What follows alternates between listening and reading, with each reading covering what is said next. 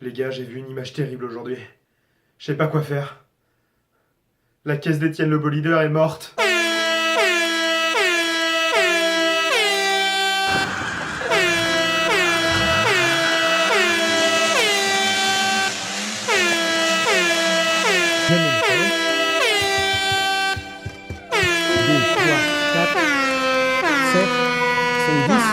tous les autres.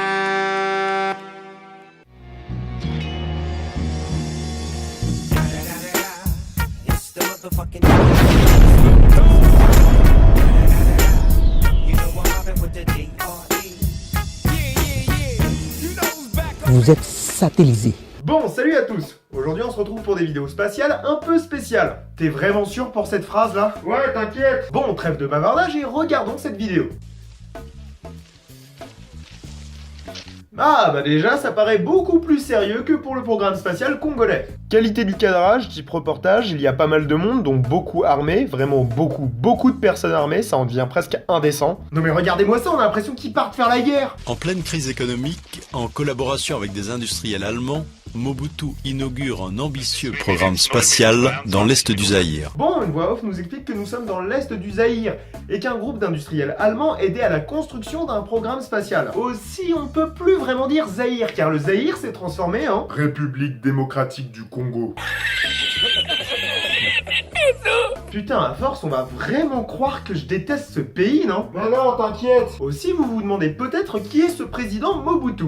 Mobutu, c'est ce gars avec une magnifique toque en léopard sur la tête. C'est aussi ce gars-là dans le reportage. Cette personne était le président du Zaïre. Enfin... c'est ce type de personnages qui ont fait un coup d'état et que l'on appelle président. Et son petit surnom, c'était Mobutu Sese Seko Kuku Nengbendu Wazabenga. Enfin, en gros, ça s'écrit comme ça. Et ça signifie Mobutu, le guerrier qui va de victoire en victoire sans que personne ne puisse l'arrêter. Waouh, putain, le gars, il avait un ego presque aussi gros que le mien. Ouais, c'est sûr. Aussi, c'était un gars qui n'hésitait pas à tuer pour arriver à ses fins. La belle saloperie. Programme spatial dans l'est du Zaïre. Bon, là, on a un pas de tir plutôt impressionnant. En tout cas, beaucoup plus impressionnant pour le programme spatial congolais. Ce qui nous donne l'impression que ça va bien se passer. Hein?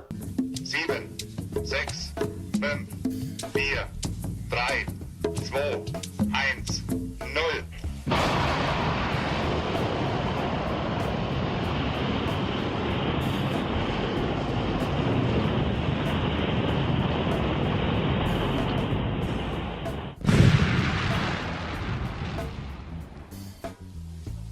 What?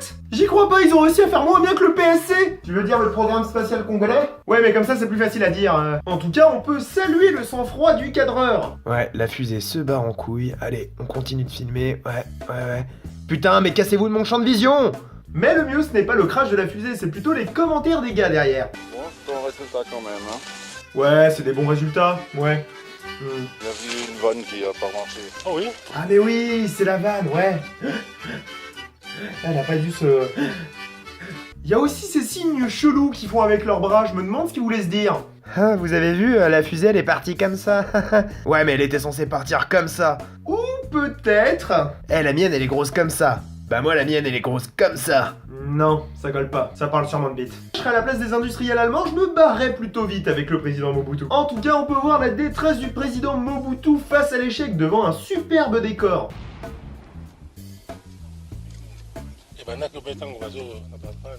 Il est sûrement en train de faire un clip de PNL. Je suis pris pour cible, rappeur sensible, ouais c'est possible, mais ferme ta gueule, toi ferme ta gueule. Mais bon, faut pas qu'il soit triste, il garde un pas de tir nickel. Et ça c'est plutôt rare après un crash. J'ai remarqué un truc super important. Dans l'espace commentaire de la vidéo YouTube, il y a des mecs qui nous expliquent beaucoup mieux la vidéo. Je sais pas si vous avez remarqué, mais quand on passe la vidéo au ralenti, on peut apercevoir que la fusée est totalement partie en couille. Putain merci, parce que sans toi j'aurais rien remarqué. Sinon, en fouillant un peu, enfin en faisant 2 clics, je suis tombé sur ça. Nous sommes alors à la fin des années 70, en pleine période de conquête spatiale. Le dictateur du Zaïre, lui aussi, veut sa fusée. Ce moment d'histoire oubliée est aujourd'hui raconté dans une bande dessinée Mobutu dans l'espace. Il y a un mec, il est tombé sur cette vidéo, et ça l'a tellement fait marrer qu'il en a fait une BD. Là, on est dans le plus vrai qu'imaginable, en fait. Donc, pour un scénariste, quand on voit quelque chose comme ça, moi je me dis, oh là là, C'est quoi? Qu'est-ce qu'il y a derrière tout ça? Qu'est-ce qui aboutit à ce visage déconfit de Mobutu? D'ailleurs, à la fin de l'extrait, il dit je crois que c'est un problème de valve, certainement la valve à gauche. Et là, c'est une scène de pure comédie, quoi. Ah bah c'est le cas de le dire, hein.